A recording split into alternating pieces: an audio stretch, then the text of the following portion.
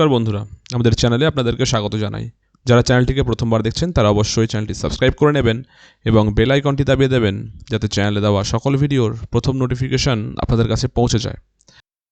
আমরা জানি যে গত দিন একটি কিন্তু পুলিশ রিক্রুটমেন্ট বোর্ডের এগেনস্টে কেস ছিল, যেটা সময়ের অভাবে উঠতে পারেনি। তো আগামী 5 তারিখে মানে বৃহস্পতিবার আরও একটি নতুন কেস কিন্তু উঠতে চলেছে আমাদের ক্যালকাটা হাইকোর্টের 4 নম্বর বেঞ্চে। আপনারা দেখতে পাচ্ছেন আপনাদের সামনে এই হলো case details. Case number FMA 300 of 2026 দেখতে পাচ্ছেন 20 তারিখে ফাইল করা হয়েছে এবং ফার্স্ট হিয়ারিংই হবে কিন্তু 5 তারিখে ফর অ্যাডমিশন স্টেজে আছে। তো কোথায় হবে? হচ্ছে অনারেবল জাস্টিস মধুরেশ প্রসাদ স্যার এবং অনারেবল জাস্টিস প্রসঞ্জিৎ বিশ্বাস স্যারের বেঞ্চে, ডিভিশন বেঞ্চে অবশ্যই। এই কেসটি উঠতে চলেছে।